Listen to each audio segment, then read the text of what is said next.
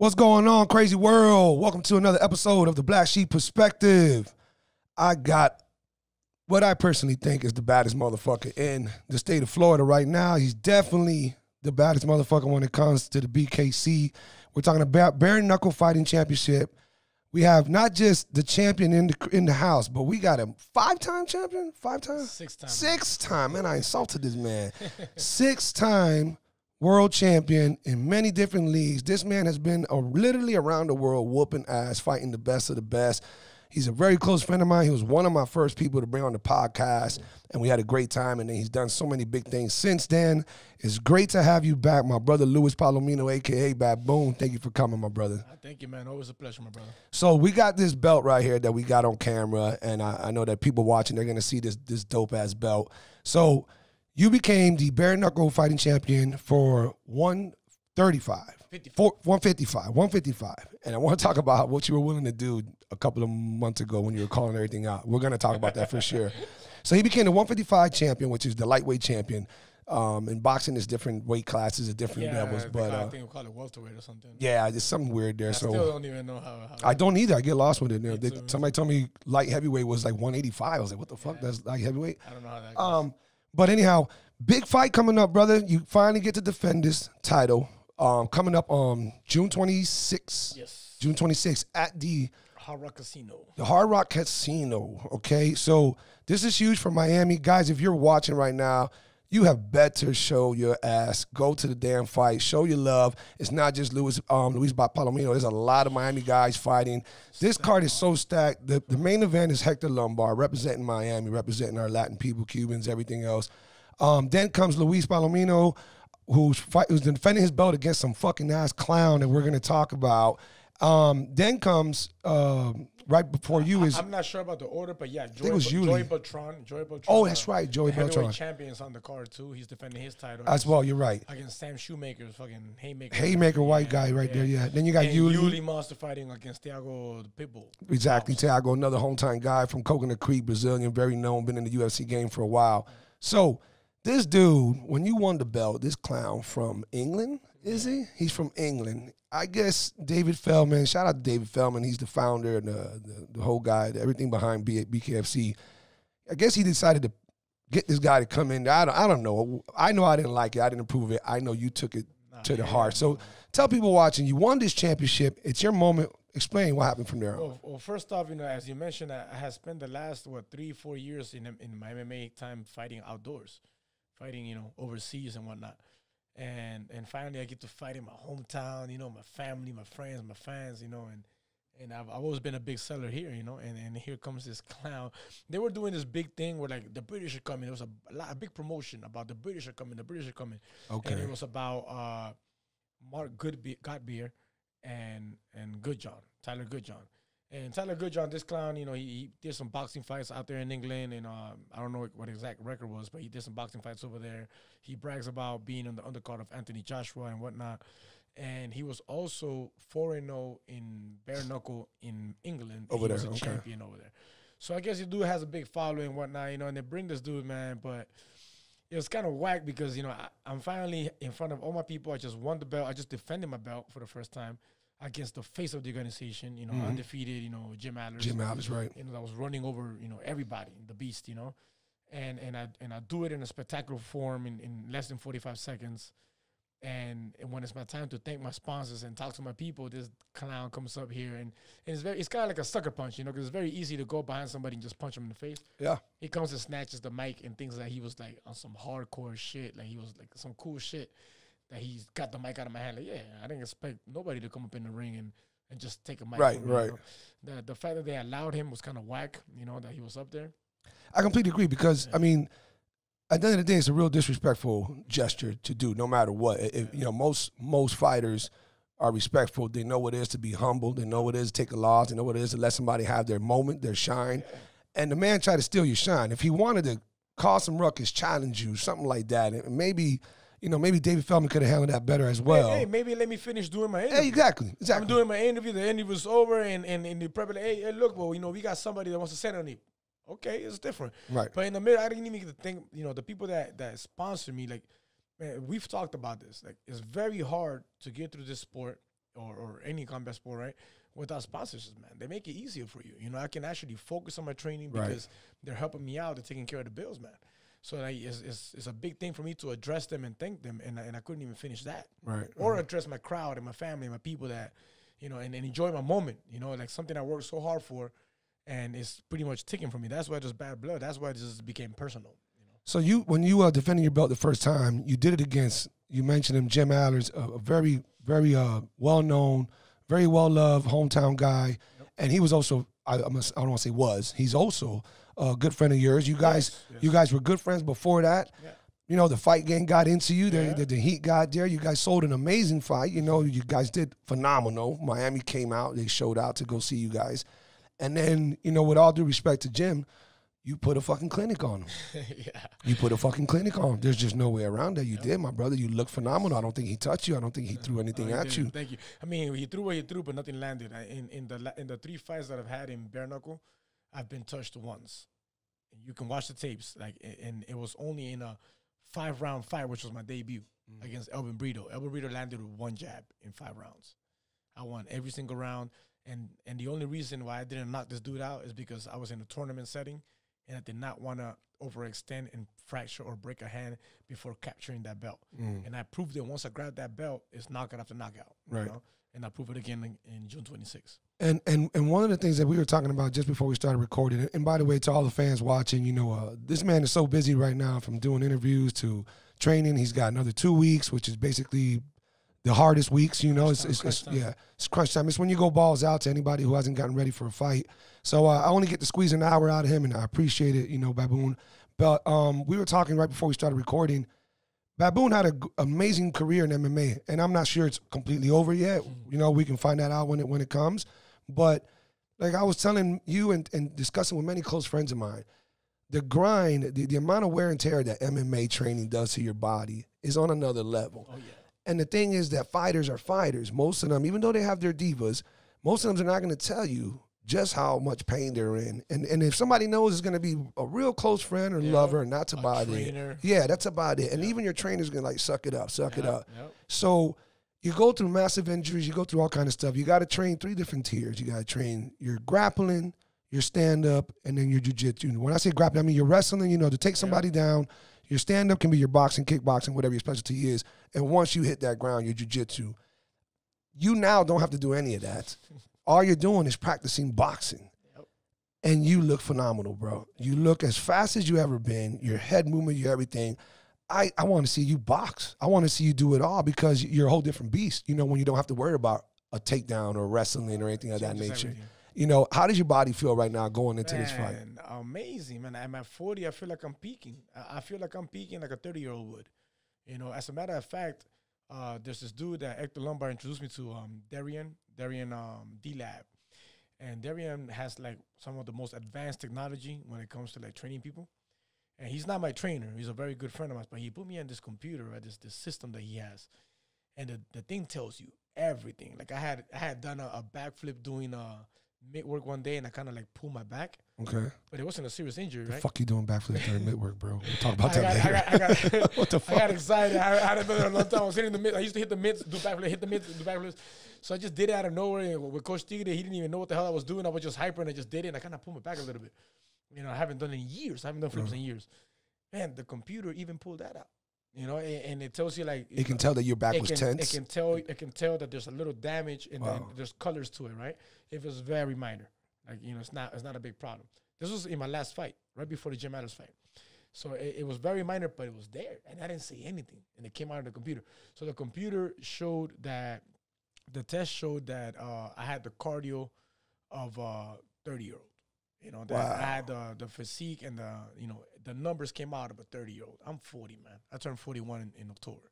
What else did you kind of change or make better? Is there other things, or it was just less training, less wear and tear? I think you're eating a lot better. It's all about. I mean, ever since I've known you, though, Baboon, you've always been disciplined. You've never been no drinker. I don't think you've ever smoked. I don't even know how you eat. I've had my time of smoking. I've had it, but not through fighting. Okay. You know, and I've had my drinking. I've always celebrated drinking, but I cut the shit out. Okay. You know, as soon as I hit that age, you know, where people put that thing in your head, you know, the age. I did focus a lot on recovery. That's my biggest secret is recovery and rest, because I wouldn't rest, man. You know, I would only rest when I would hurt something. So I would wait until my body broke something and said, no, sit your ass down for me to actually take a break. So I started to listen to my body before I get to that point. The recovery process, treating my body from massage therapy to physical therapy. I mean, you name it. You know, IV therapy, like you name it. I do anything that has to do with healing the body. So on that tip, would you now tell your younger generation, you know, one of the best things, and I think I might have mentioned this on our last podcast, which was over a year and a half ago. One of the best things, one of the most memorable times that I have with you is when I brought a young fighter to you, and it was Josh Mercado, the Fireball. Yeah. You remember him, and he was coming up in the game, and I said, hey, Baboon, you mind giving my little man some advice, man? You know, you're a veteran. Everybody knows you. You know, you're the one representing Miami. You and George. What would you tell him, man? And it was like one of the main things, if not the only thing, was like, you know, don't take these big ass fights. Don't try to prove something. Make sure you're ready. You know, this is that. Well, now fast forward. Here we are. That was 15 years ago, brother. What kind of advice are you going to give these young fighters coming up? Doesn't matter if they're boxing, MMA. What kind of advice would you tell them? Hey, start doing this now versus don't wait till you're older. Well, yeah, man. Yeah, you got to start taking care of your body now. You know, like there's gonna be nagging injuries, right? Like maybe you pull a shoulder or a knee pain, right? And you ignore this shit because the warrior in you, the fighter in you, you keep ignoring it. You keep ignoring it. Then it gets a little better. And then you ignore it. And then that shit adds up later on, man. Later down the road, right? That's just going to come back at you like full circle, you know? So those little nagging injuries, man, you want to take it. You want to go to a professional, to a physical therapist. You want to get that x-ray done. You want to get that MRI done. And you want to take action. If I would have taken action on my knee, where I have 2 torn ligaments, for most people that don't know, I did my last 4 years of MMA with 2 torn ligaments in the same knee.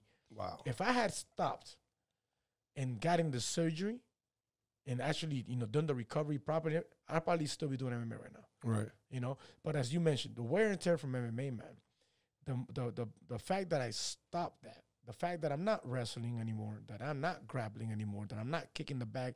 I used to do thousands of kicks a week. If it was like 1,500, 2,000 a week, it was weekly. I wasn't born with talent of kicking. I wasn't born with talent of striking. I learned this shit the hard way, and I had to do it by repetition. Numbers on top of numbers. That's the way that I learned. The only gift that I would say that I was born with is that 1 punch, you know, knockout power. That's the only gift I was given. Everything else I had to work for. Like, I didn't know how to kick flashy and nice. You know, I didn't know how to wrestle or grapple. Like, I had to learn this shit, like, for real. I had to practice it. You know, something that's unfortunate with that advice that you're giving the youngsters. You mentioned earlier that if you don't have sponsorships, it makes training and taking professional approach a lot more difficult because you got to work. You got to, if you're going to school, who knows? No parent wants to hear, yeah, Mom, I'm going to be a fighter. And you're not going to do shit and just train all fucking day and they carry your weight. Hell no, that ain't going to happen. So sponsorships helps a lot. So I think a lot of these fighters, and it's not to defend them because your advice is still the best advice, they don't want to get those injuries. They don't want to get the surgeries, do the therapy, take 3-4 months off, you know, because then they think they're falling behind. Yeah. They're not getting a paycheck. Everybody's passing them. And it sucks that they have to think like that. You know, it'd be different if you had a system that was there to pay you a little bit every month, which would be a sponsor, which would be something like that. Insurance or something like that. You know, like man, look, another thing that I can tell the youngsters, man, okay, is, and I see this in almost every gym, especially in those 20-year-olds, right? The 20s, right? Is this fighters 20-year-olds, listen up, man. These fighters are not training to improve, they're training to fight. There's a huge difference. They're only getting ready for camps, in camps, right? So like when they're in camp, they train to fight, right? So like they put the body to the pressure, to the torture, all that, blah, blah. And then when that fight's over, party and Miami lifestyle and the drinking and the smoking and the females and all that, right? When you should be training to improve. Today, one of my big changes is that I don't train to fight anymore. I train to improve, and I prepare myself to fight. There's a difference. I get it. You know what I'm saying? I get it. I train for improvement. Every day I go to the gym, I train to improve something. My jab, dropping my hand, picking it up, my footwork. Like, I don't overexceed my body all the time. Like, I train to make something better in my game. And then when I have a contract and I have a call for a fight, it's when I start prepping for that fight. That only takes 6 to 8 weeks. Right. You know what I mean? That's when you get more specific, Exactly. more technical. So you gotta switch the way you think, and you gotta train to improve, not train only to fight. You can't do that forever, man. And by the way, speaking of training and who trains you, Eric Castellanos, big shout out to him, aka Tigre, a very, very, very known, you can almost say in the MMA community, a local celebrity, I think. Yeah. I definitely think he deserves it without a doubt. 100%. And he's an amazing guy. Majority of everybody loves the hell out of him. Yep. Fucking firecracker that guy is. You know, he's awesome. He's fun, and he still bangs with young guys. Still spars. I love that about him. Yeah, tell us a little bit about, man, that impact with him, because you haven't been with him the whole time, right? Man, no. This is like what, 4 or 5 years? 5 years. 5 years. Okay. El Tigre, man, I've known him for many years. We've known each other. We see each other all the time, you know, throughout the MMA community. But Eric Castaños and I started working about 5 years back, you know, and he is the reason why I'm clean today, you know, and I give him all the respects to that, because in 5 years, he's gotten what most people will call an old man that you can't teach new tricks to, and he taught me new tricks. You know what I mean? Like, he fixed a lot of my mistakes. When we first started working together, he told me that he always had this respect for me because I had those, you know, that type of balls that to just sit on the paint and just trade. Right. You know? And then he told me, look, it's all good. You did that when you were younger, but you're older now. Right. So now let's think a little more, you know, and let's not give too much to chance. The problem with that style was that I would give too much to chance, hence my record. Right. You know, I would give too much to a chance, the possibility of losing and getting caught. And being wild and not landing. My accuracy wasn't all there. I would land in the wrong places, fracture a hand. I've had a couple of fractures. And now you've seen how clean and crisp I am, you know? And not to leave anybody out, in the same last 5 years that I've been working with Eric Castaños, I've been working with Abner Pereira, which is my strength and conditioning coach, which is the reason why I call myself today an athlete. You know, and I give that to him because this dude, like, did everything with me, man. He tried drowning me in Keep His Cambridge the other day again, man. You know, yes. He does triathlons for fun. Like, who the hell does triathlons for fun, you know? This dude does everything with me. So I love training with people like that, because there's a lot of conditioning trainers that work on the basis of drowning you in a type of work to make it like, see how hard that was? Right. And like the science is not really there. You know? Right. Like, they're just trying to kill you. They're not taking into consideration all the boxing, wrestling, everything you did before. Yep. You know, so this dude is very, like, big time on the science, and he does everything with me. Everything's marked. Your heart rate, this, heart rate, everything's like on point, like the science behind it. And of course, Dino Spencer, I've been working with him since I signed the contract with Bare Knuckle. Actually, 6 to 7 months or 8 months before I signed the contract, because we were trying to get a boxing fight that we could never get. Who was there a specific opponent you were looking for, or just anyone? No, man, we were looking for any boxing for a pro debut. We had let go of MMA. I started training with Tigre and Dino, and I was already training with Tigre, but I had gotten into boxing now, and I was training with Dino, and we were trying to get a fight. Man, we had offers with like 15-0, 16-0, a 25-0, a 20-0, like great records, right? And the dudes would not take the fight against me. And I'm not gonna sit here and say, "Oh, people were scared to fight me." No, man, it was just not a smart move for them. Like, of course. No, of course. If you get a 22-year-old, for example, which most of them were like in the 20s, right? You get a 22-year-old with a 20-0 record. You're gonna fight Palomino next, right? What does that fight? A Palomino is an MMA fighter that doesn't have one pro fight in boxing. What does that fight do for that 20-year-old? Not a damn thing. Right. Now, if you lose against Palomino, what does that do? That's horrible. You lost to an old man, almost 39 years old. Set their whole record back. Exactly. Yeah. And if you win, who did you beat? A 39-year-old man. Exactly. You know what I mean? So it's not like they were scared of me or nothing. I just couldn't get a fight, you know? Then Bare Knuckle surfaced, and I started seeing, you know, it was happening. And people kept mentioning my name to Dave, as well as I started, you know, to push to get in there. And we're here now, man. You know, we captured it. And you got the belt. Yes, ain't that something? By the way, after you got the belt and you defended it against Jim, how's that friendship now? Everything back to normal? You guys good. cool? Everything. Jim and I were always good. Look, there's no way that we can go into a fight that big and be cool with each other like that, man. Right. You know, especially Bare Knuckle. Yeah, no. There's a psych in fighters. There's a switch button, and I just think that we switched it off right off the bat, and that was the best way to go. You know, I kind of poked the bear myself. You know, as you remember what happened in the press conference. A little headbutt. I mean, little head push. A little touch. You know, like, you know.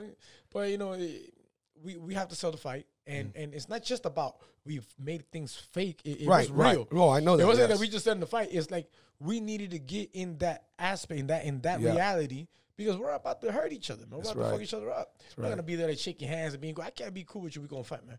You want to hurt me, I want to hurt you. Let's be real, you know. But today we cool, man. We cool. And as a matter of fact, you know, in my last interview, I mentioned it as well. I spoke to Jim not too long ago, and I offered him to be a part of my team. You know what I mean? So he's still thinking about it. He likes the idea, you know. And I'm very open about sharing that with anybody, because if look, I'm not crazy about dropping to 145 pounds. You know, I'm 40 years old, man. It's a little harder. I'm very disciplined and I'm very knowledgeable, and I can do it. Yes. And What are you walking around at? I don't pass 170. Okay. So I'll be 170 if I don't train. If I'm training, I fluctuate between 66 and 70. And you, I would imagine your body fat is probably like around what, 8? Yeah, right now, yeah, 8, 10. Right. But I normally walk around 13, 14 on a pass. You know, I'm not a big person, man. I know. Right. I was always a small 155er, you know? And that's why I did the last 3-4 years of MMA. I did it at 145, you know, fighting the Russians out there.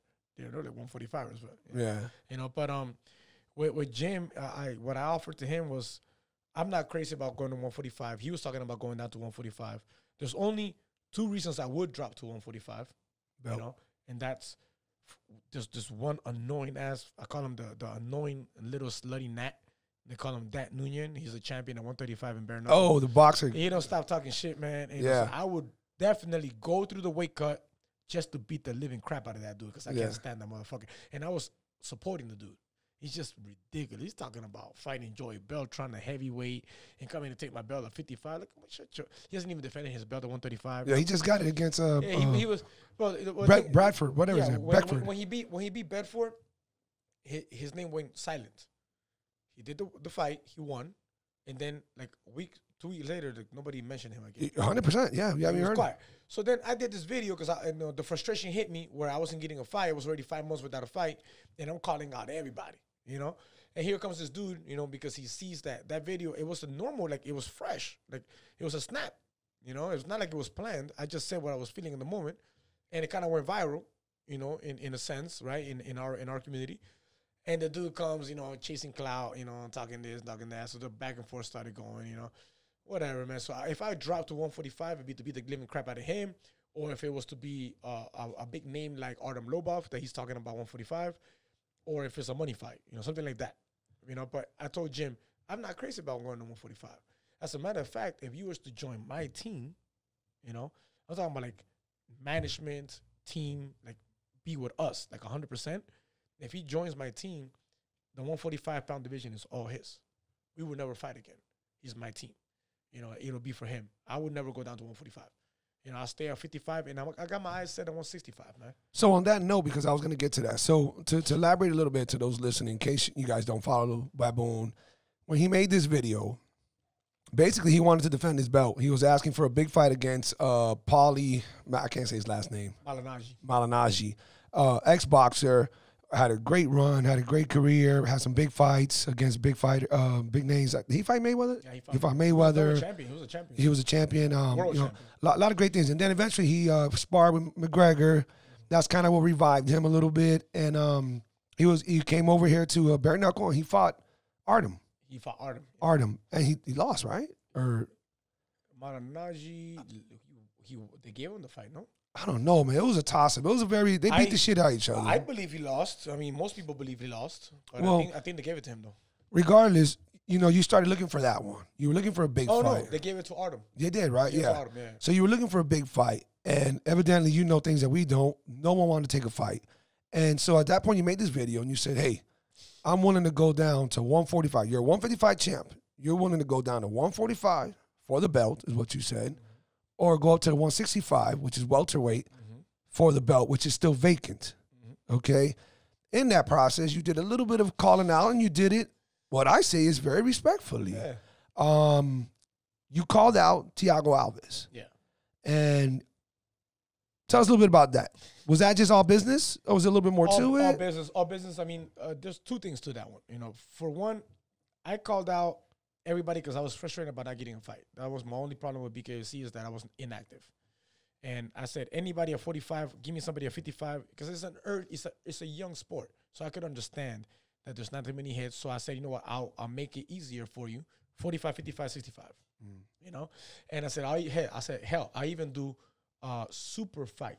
I was never attacking, for those of you that were thinking I was attacking the 175-pound title. I'm not crazy, man. I'm not delusional. I'm very realistic with myself. Can I beat some of the 175ers? Yes. Can I beat all of them and be the champion there? No, I don't believe so. You know, come on, man. More bone density. Yeah, of course. Weight, you know. But I called out Thiago for a super fight because I've been a fan of Thiago for a very long time. As have I. Yeah. And quite frankly, I wasn't very impressed with his performance in his debut. And I've never believed, because I've sparred with him in the past, you know, I've never believed that he has better hands than me.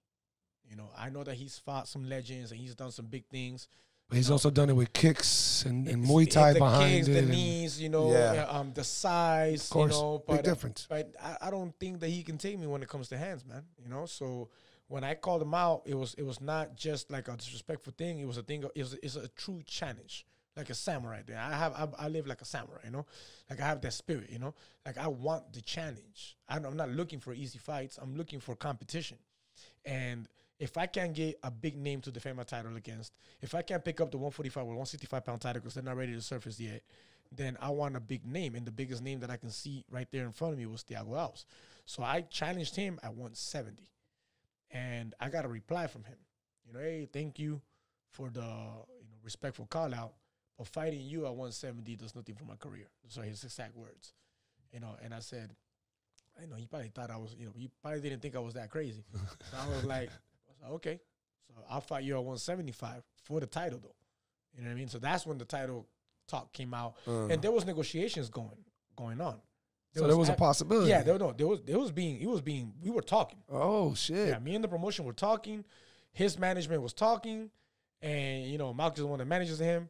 And to my belief, Malky butt me out of the loop. You know yeah, and I kind of like what you're saying. I'm not trying to stir shit up with anybody, but it is what it is. I like how you said that. It seems like it makes the most business sense for first round management. Shout out to first round management. Okay, they manage a lot of the homies, a lot of friends of mine, Yuli included, and a lot of other great fighters. A good manager is going to try to make it prosperous for all the right people, and all the right people be the ones who are under his management. So what ended up happening is our boy, and I know Yuli's a good friend of yours as well. Yes. Yuli the Monster Diaz. Shout out to our homeboy. He's fighting again on the 26th on the same card with Baboon. He got the fight. He also did a call out way more humbler and nicer and way. Before, but this is the thing though, right? So just to clarify things, because Yuli and I were good friends. We train together. We help. I know. Yeah, we help each other. Love it. And just want to clarify this because we have a lot of same fans. Right. So I don't want somebody thinking, oh, but Yuli was calling him out. Hold up. Before Yuli did his call out, okay, when Thiago did his debut, before he did the debut, when he first got signed, I told Dave personally. Yuli did it publicly. Right. I did personally, and Dave can attest to this, Dave the promoter. I told Dave, if his opponent falls off, give me a call because I will take that fight in short notice. I'll replace the opponent. And sure enough, the opponent fell off. But when I went to go see the fight, I like, Dave, why you didn't call me? He's like, man, you have your fight pending with Jim Adler's. And it's true. I understand that view, Plus, Thiago, that was supposed to fight at 170 or 165, ended up fighting at 185. In a 2-week notice, he changed the weight class. So I wasn't aware of that. Okay. Yeah. So like the fight wasn't booked for 185. He wasn't supposed to debut at 185. But nonetheless, it's not like anybody's cock blocking the next man. But whatever makes sense. I had said it. I had wanted that fight since way back.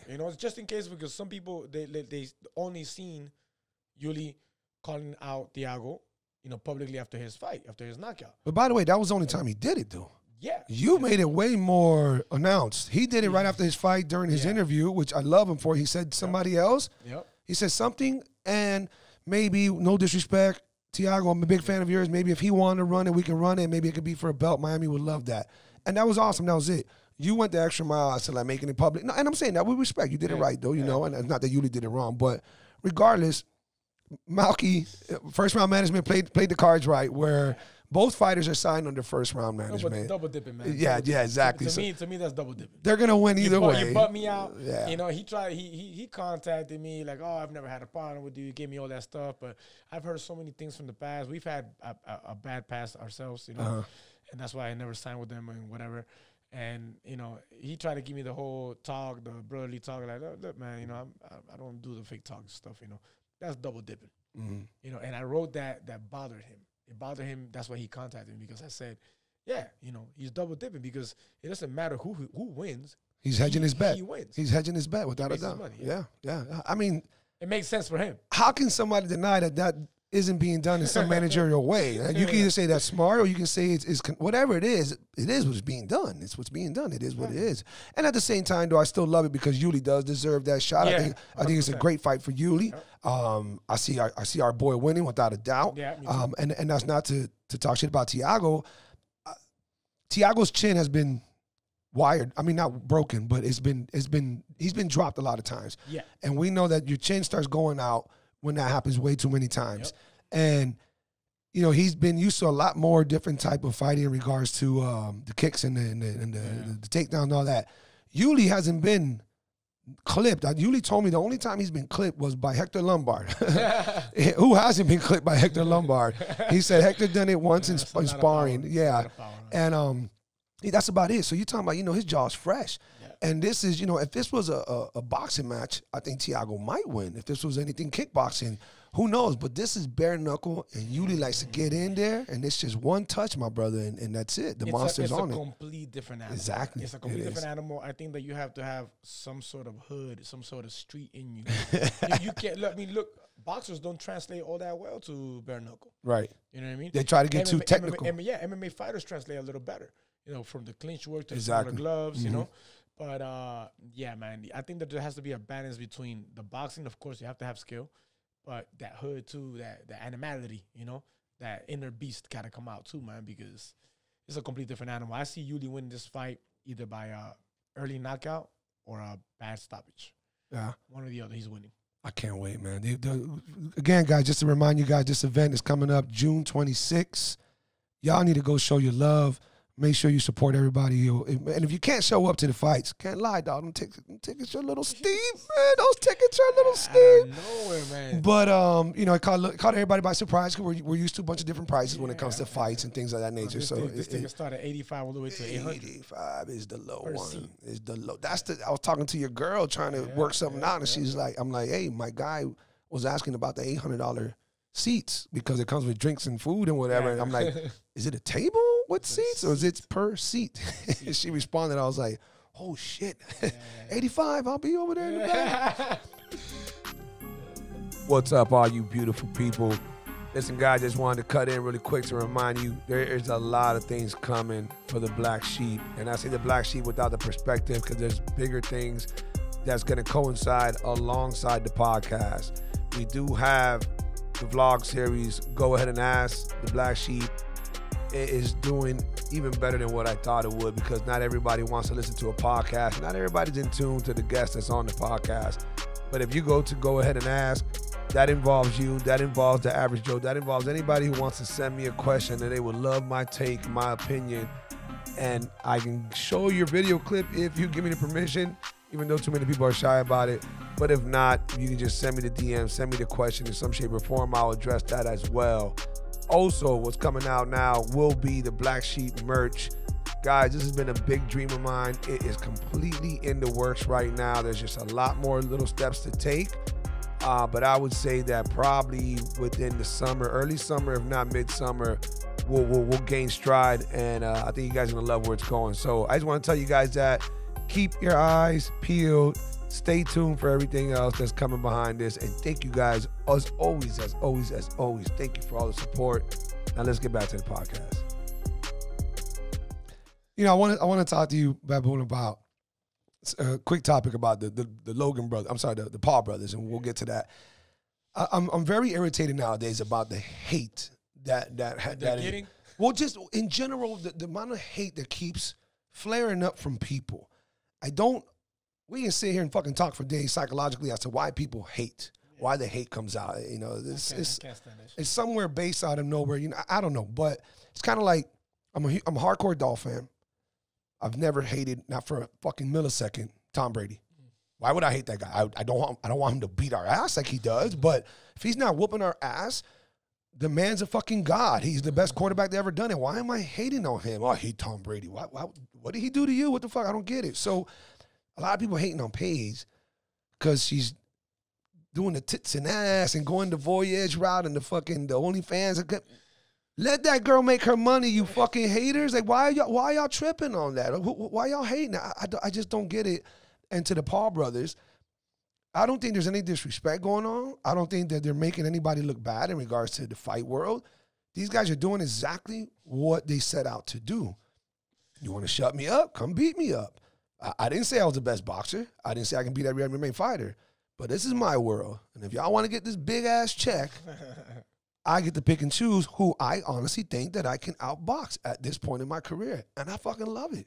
I love what the hell they're doing, dog. I mean, more power to them. You know, I don't agree with the hate either, man. I mean, I could understand some people's point of view, okay? Which, like say a fighter like me, right, that's been fighting for so many years, putting all this work, and maybe the fans, right, they're like, nah, you know, but that person deserves to make that type of money. You know, like, this guy just came out of nowhere. I mean, look, man, I get that. What that got to do with you, though? Right. That has nothing to do with you. You know, these people made fame for themselves. You know, because of what happened, whatever. They did their thing. The Disney thing, that was their life. That's what was brought to them. That's how they lived their life. And now they're using that to make more money. Wouldn't you? Like, exactly. Like if I was a fighter and out of nowhere I was an actor, you know, wouldn't I use that fame to make more money? Like, that's a great example. You know, like, you just did that. You used your fighting career to become an actor and start making more money. You're going to hate on a dude because he's coming over here making more money than you. That's just straight up hate. Exactly. Yeah, I'm not with that, man. I mean, you got to think about it like this. Well, you got to look at it like it's entertainment, man. There you go. It either entertains you or it doesn't. If it doesn't entertain you, you don't pay for it.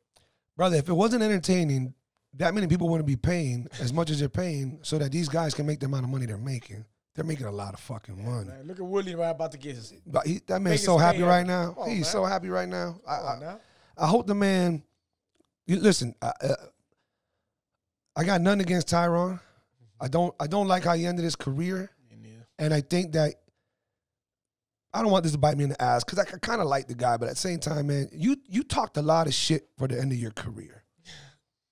You went into the rap game, you went into the movies, you got super clout and this and that, and it bitching ass little by little by little because somewhere there you lost that fire, and then here came 4 losses in a row. Even though your last one, I loved his fight against Luque. I thought that was a good one. That was the old Tyrone.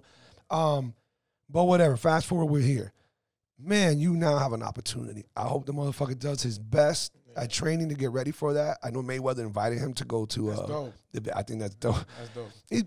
Listen, these dudes about to get real. I'm not racist, but they about to. We need to whoop these white boys, boy. We can't let these. But if you think about it, man, look, compared to the other guys that Paul fought, you know, Woodley in MMA, you know, is one thing. You know, smaller gloves, all that, you know, but it's like we were talking about with me, right? The wear and tear from MMA, and then I only focus on boxing. Think about Woodley only focus on boxing. Get you, bro. I get you. He got power. That's yeah, man. And he's still young. He's not that old, and you know he's very athletic. Right. Yeah. No, you're right. Great point. Great point. Man, you know? I mean, I think you're the perfect example. You know, you're the perfect example. To me, you really seem untouchable now when it comes to these fucking hands. I feel like it. You know, and well, let's talk about that. So, I know you're gonna whoop this dude up, man. What are you calling? You did multiple. You said multiple things. Me personally, I think the smartest route, and I would love to see it, is what you mentioned on the internet: 5 rounds of torture. I mean, unless he just can't take it. I don't think he's gonna take it. Yeah, I don't think he can take it neither. Look, for me, I'll settle with breaking something. That's what you ended up saying last. Because I know that I'm gonna knock him out. I know that once I connect, look, I have power that people will not understand until they feel it. I hear you, brother. You know what I mean? And I'm telling you because I spar with people 85, 190, 200. Just the other day, I'm not going to mention his name. You know, he's 200 and some pounds. You know, like you can feel my power. And I'm 167 right now. You know what I mean? So when you put somebody my weight class and I connect, it's lights out. So I know that all I got to do is connect with this dude. And in MMA, it was like that. In MMA, I believed in myself that if I just touch you, you're out. But the wrestling came, the takedowns came, and it started taking away from my confidence. It takes away from your confidence. Right. You don't want to sit on your punches. You're second guessing your combinations. You know, now my boxing has gotten better because I've gotten better, you know, and I possess that power and that confidence again that I know all I got to do is clip you. You know? So I want to disrespect this guy and look past him. I do. I don't give a fuck. You're my boy. I know. Even if you weren't my boy, I'm not blowing smoke up your ass. I really think you're the real deal, dog. When it comes to this shit, I think you can. I don't know who to fucking test you. I really don't. I don't. So because of that, I want to think a little bit more forward. You know, you've come a long way, Baboon.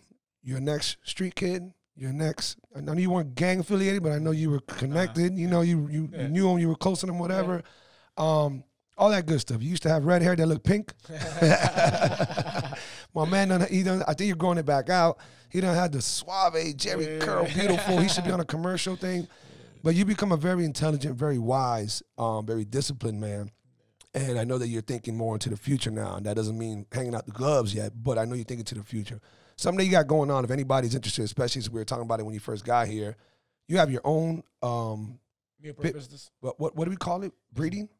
I'm talking about the breeding. Bullies, bullies. Yeah. Baboon's Bullies. Baboon's Bullies. Yeah. Oh, my God. These things are fucking gorgeous. But I'm telling you right now, folks, don't even go look it up if you ain't ready to go deep in your pockets because these motherfuckers come from a litter from I got the sickest Blue Ribbon Champions.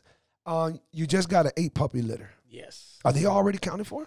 No, because I just started posting about it because I haven't been I've been so busy. Yeah, no, I haven't been on the social media for Baboon's Bullies, but now I'm starting to get active on it. Okay. They're gonna fly, man. Yeah, they are. Gonna fly. They are. Okay. Well, and I'm not a breeder. And this is Medulla's last breed. Exactly. Dulce Leche, that's her name. Dulce Leche is my baby. You know, she had 1 puppy the first time. She had 3 puppies the second time. She's a quality breeder. Right. It's quality pups. That first pup I had, I got offered $15K. First I got offered $10K. Then I got offered $15K twice by 2 different people. And I wasn't even trying to sell her. Like straight up, like real offer. Now, like it hurt me that much, but I said, nah, man, I can't. I'm keeping her. It's like an only child. Oh my God. You know, and then the 3 pups came, gone. And now it's a litter of 8 words. Yeah, you know. You pay what you get for, you know. You gotta put down for those. Shout out to your lady. I know that she's helping take care of them right now. Big time. And by the way, including your lady, giving her a shout out, and both of you guys also started your own Balanced Life Bento Meal Prep Company. Bro, you know, I've been talking to a lot of Goat Shed fellas, you know, including Gus, and I know that you guys, I don't know if you sponsor the whole place, but you sponsor a couple of fighters. I'm not sure. We sponsor sponsors from different gyms. Okay. You know, like Goat Shed, Dino's Fish Street Gym, Young Tigers Foundation, you know, and we do a lot of sampling too, where we just take out food to people. Like, you know, one thing that always ate me about the food business, like with restaurants, and I can understand when people throw things out because what are you gonna do, right? Right. Give it out, man. You know, like if it's not gonna get sold for whatever reason, or we do extras for like that's how. You have to cook extra. You have to be ready. The proof is in the pudding, man. Right. If you taste it, you jumping on it. So if you taste it, you're looking for it, you're gonna jump on it. So we just give out. On that note, and I can't make this up, man. I know Gus is gonna watch this. Shout out to Gus. Gus gave you guys the biggest shout out. Cool. Me and Gus were talking. I'm like, yo, how's your diet? How's your this? He's like, bro, I'm eating these fucking balanced meals from Baboon, and he's like, yo, I can't lie to you, dog. This is the best fucking food prep I've ever had. Hey. I'm not gonna lie to you. If I wasn't sponsored, I don't know if I'll pay for it because that shit's so good. It's expensive. I know it's worth it, but man, this shit is delicious. I'm like, dog, that's what's up. So that's awesome, man. So you guys got that going on, and you're still flirting with the bullies, but you don't know if you're gonna keep doing it. No, it's that I don't consider myself like a breeder. Okay. Breeder. I do it really out of the love. You know, I'm a killer in the square circle, in the cage, in the ring. But I'm a softie in the house with my puppies, man. Oh, man, if you don't believe it, look at the last video he posted up. I mean, by the time you guys see this podcast, he would have put up another one. But he literally just, oh, my baby, just put Medusa. And I'm the same way. I'm a sucker, man. I'm a sucker. I'm a sucker for pups. And I figured, what's the best way to, like, get that puppy smell and play with the puppies, you know, and still be able to do it? I said, man, you know, I just keep breeding this right here. And when... the pups start out for pet price at $5K each. If you want breeding rights, it starts at $6K each. And we're not even talking about genders and first pick, second pick. Like it can go high, you know? But I don't do it for the money. Like I said, I do it for the love, you know? So it's like, I know that when somebody's going to spend that much money on a dog, man. Yeah, they're going to give him take care of that the dog. They're going to give him the love, right. Yeah, so to me, it was like, I get to play with this pups for like, you know, a good 2 months and put him in a happy home and make people happy because they made me happy. Right. They made me really happy. It's Dulce is the first dog I ever had. My mom had dogs. We always had dogs in the family. Right. But it wasn't I never had my own dog. Yeah. That was my first dog. So 3 breedings, retired. She's done. She's not breeding no more, and that's my baby. I don't want to make her age any faster, you know? So going back to the fight, you run through this clown. I know David's having a hard-ass time finding you fighters. I don't know that you think that anybody really deserves a title match because I don't know who. You know, again, guys, if you don't know much about BKFC, it's still fairly new. Yes. It's still fairly new, like new. Yep. You know, really it is. So they're still recruiting fighters. They're still scouting. They're, like Baboon was saying earlier off camera, they're really focusing on bringing in a lot of females in. They just signed Rachel. She's going to be fighting Paige. That's why we spoke about Paige.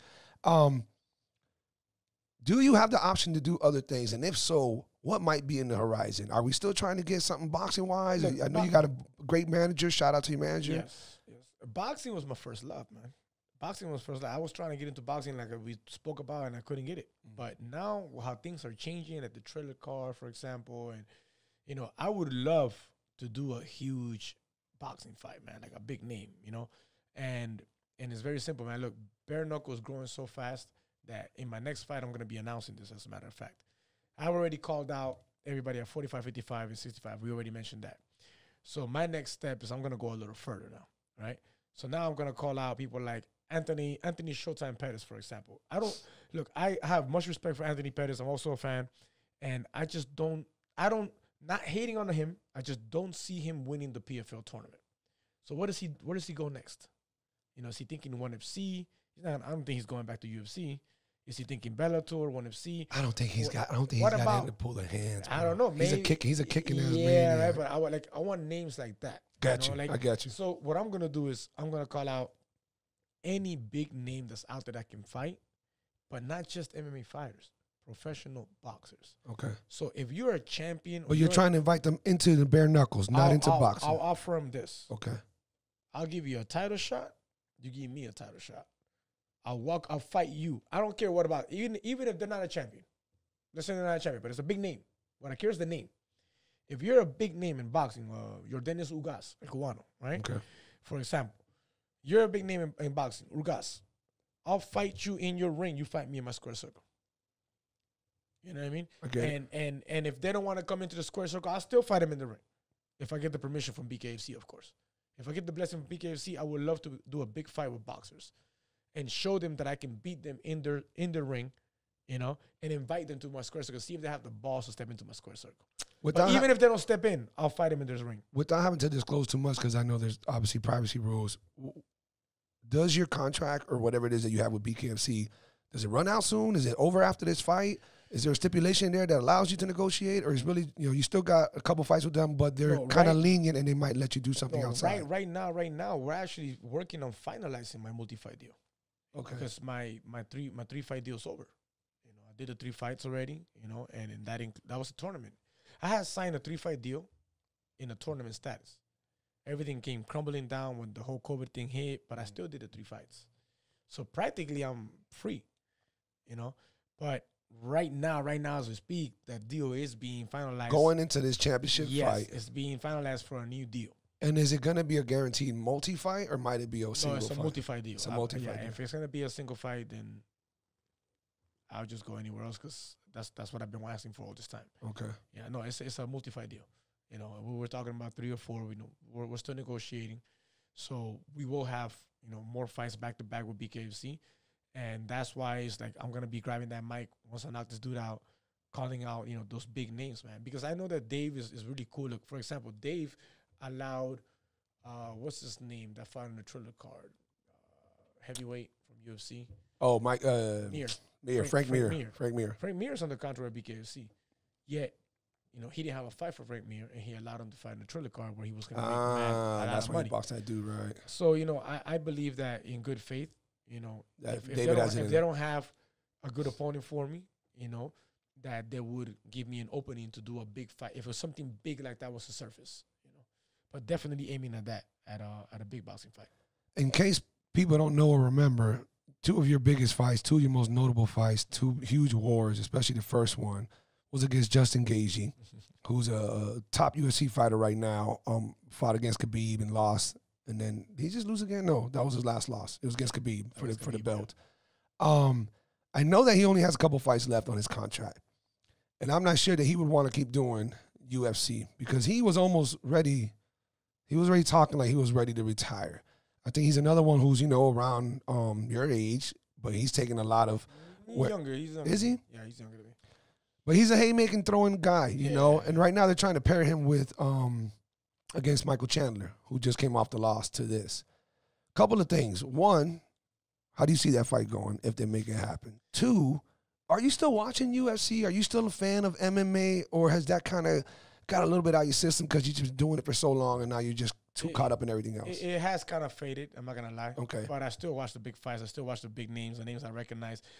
The only thing that I can say is I don't know the newcomers. Okay. Because I don't keep up like I used to keep up. So the newcomers I'm not too crazy about because I don't know, But the older names and the people that I've fought with, obviously people that I know, that I still keep up with those fights. I still watch UFC fights, man.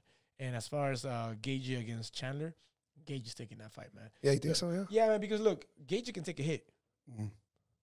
Gaethje's battle tested. He can take a hit. Yep. He can take a hit. Look, there's fighters. It's like I've always said this. There's fighters that love to be the hammer.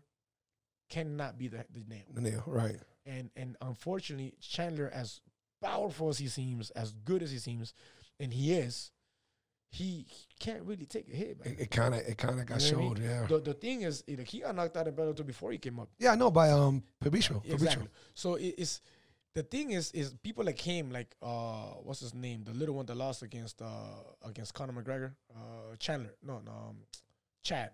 Mendes, Chad Mendes. Yeah. There's another one. The thing that's a good call. You're right. So these guys, they're so scary in there, right? That people get intimidated and they get sucked into that persona, that pressure, and they end up getting clipped and knocked out. But when they face people, like for example, Chandler's facing now, like when Chad faced McGregor, that's not stepping down, and they bring the fight to them. When Chandler faces Gaethje, or when he faced Charles Oliveira, that's not stepping out and is bringing the fight to them. Things change. Yeah. Things change. And that's when you can see that not just because they have power to knock you out doesn't mean that they can precisely take a hit. And he's known for that. I see Gaethje winning that shit, man. And by the way, and I know we've talked about this many times, and you're probably fucking completely over it by now, but that first fight with Gaethje, you were doing him in, you had him, and then you did what you mentioned in the beginning of the podcast. You got into, fuck it, I'm going to tear his head off and stand right here. And he caught you with, you were beating him up. Boom, he had his hands like this, covering his face, and he just threw, he just threw a check hook and fucking clipped you, bro. I will never forget, I flipped out. It was an overhand right that he threw, and it hit the top of the head. So like this right here, chin, like I've never been knocked out. Oh, okay. So chin-wise is like what we're talking about. Right. Like Chandler, Chad, Yeah. when you knock, if you have a chin or not. Right. I've never been knocked out through my chin. And with the Gaethje fight, I was never knocked out. But when you hit the side of the top of the head, that's equilibrium. Exactly. What it takes away is your equilibrium. And in that fight, I didn't see no stars. I didn't see no black. I wasn't out. As a matter of fact, I recovered. I went to get up, and they already stopped it. Mm-hmm. You know what I mean? Yep. But it takes away your equilibrium. It takes your legs out. It's like a flash. Even in the first fight, he did that to me too, but I popped up fast. In the very first fight. That was the second fight when he finished me. In the first fight, he clipped me. I went down and went up because it's an equilibrium thing. But it was the second fight that something happened to your leg. No, that was the first fight. First fight. Okay, first yeah. Fight. No, the very first fight, we come in, we throw a low kick. His chin that's right. lands on my ankle. That's right. Yep, I remember. And that took the ability of me placing my weight on the back leg to check the kicks. So when he's seen the kicks started to go in, I couldn't check them. That's when he took my leg out. Speaking of another notable fighter that you have a win over, Jorge Masvidal. Big shout out to Jorge. I'm a big fan of his. He represents Miami very much, and of course our Latin people and everything else. He just started a league. He started his own Bare Knuckle Fight League. Yeah, Game Bread, something. Right? Right, yeah, I don't know if it's Game Bread Fighting Championship or something like that. And I didn't know until I saw it. So, but it's supposed to be MMA bare knuckle. Yeah. That's wicked. I didn't know that. We're going back to the roots now. Like, holy shit. How do you feel about that? I seen him in an interview, and I've only seen him once. I don't know if he's changed his mind about this, but I've seen an interview where he's talking about that it's going to be the same thing as MMA, except for no gloves. I don't believe that's going to work. Too much damage, too quick. I don't believe that's going to work. You know, I think the wrestlers are going to come in again, make the fight. Because what makes bare knuckle so exciting from MMA today is, you know, there's no wrestling, no grappling, there's no like stalling. Yeah. Right. And then we're talking about bare knuckle now. You know, so bare knuckle MMA is like it gets wild. The accuracy is not the same. You're gonna land up with that more broken hands. Right. That's what I was thinking. You know, in the ground and pound, all that shit. You know, but if he was to reconsider, this is what I would do if it was my idea, right? If he was to reconsider changing the time range, for example, instead of 5 minutes, make it 4 minutes. Because, man, in bare knuckle, 2 minutes, your hands are puffed out in the first round. You know what I mean? So the damage to your hands is really fast. Speaking of puffed out hands, I saw you hitting that damn board in your video. Yeah, that's pretty. That's one of my secrets. I had to put it out there already. It's just a board. You barely wrap it with a little bit. It's called makiwara. That's like ancient, man. That's from karate from Japan. And from Okinawa, Japan. And it strengthens your knuckles and your nerve endings. It's a board that has a very thin piece of leather around it. You just hit it, man. Just hit it. I do 360 strikes religiously every day. You know, before or after training, mostly after training. But you know, if you were to do that MMA fight, make it 4 minutes and change something like, if you're on the ground for a whole minute and there hasn't been a submission or damage, stand it up. Ooh, I like that. If he was to do those little tweaks, not 5 minutes, 4 minutes, you know, because when you talk about 5 minutes, people reserve themselves. What makes bare knuckle so exciting is that it's 2 minutes. Yeah, that's right. Let the whole tank out. You letting that shit go. Right. You know, that's why the last event BKFC had, it was 10 fights, 10 finishes. Wow. You know what I mean? You want to keep that excitement, you know? So if he was to do that, change it, make it 4 minutes, and don't allow for the floor to go on longer than a minute unless there's a submission already done. Like if you didn't submit it, I don't care if you almost had it. If you didn't get a submission in 1 minute, stand it back up, keep the action flowing, you know? Or, yeah, that's just that. That's that. Or you're like damaging, ground and pound, like there's blood coming out. There's like, if you used to just tweak those two little things, man, I would think that would be really successful. Who knows, man? Maybe you have an idea that somebody might want to, you know, join on board with you. I mean, seriously. I don't know. I feel like the game is going that route where we can get a little, you know, special with it. Look at Boss Rutan's karate thing. Oh, he's doing a competition too? Yeah, it's MMA. It's just somewhere in the neighborhood of what you're talking about, but they have a slanted wall. Oh, damn, like the old school blood sport. Yes, it's exactly it. So that when these guys try to run, they can't stay there. They got to come back down. Yeah. And it's pretty brutal, dog. These guys are getting at it. People are getting knocked out. Check that out. It's doing good. I think it's only about a year or so in. So, you know, there's people are flirting with a lot of great ideas. I think those are great ideas. Who knows, man? Somebody listening, they want to team up. And by the way, on that note, because I know we're going to be cutting soon because I know you got to go train. Where are different things that people can follow you on? First of all, let's tell them we got Baboon's Bullies. Yeah, Baboon's Bullies on Instagram. Spelled just like BABOONS. Bullies, yes. Bullies. And at, you know, Luis Baboon on Instagram is just mostly what I use, and I do answer to fans. Okay. You know, unless you get disrespectful, then I just block you. Bye. You know, you lost your chance.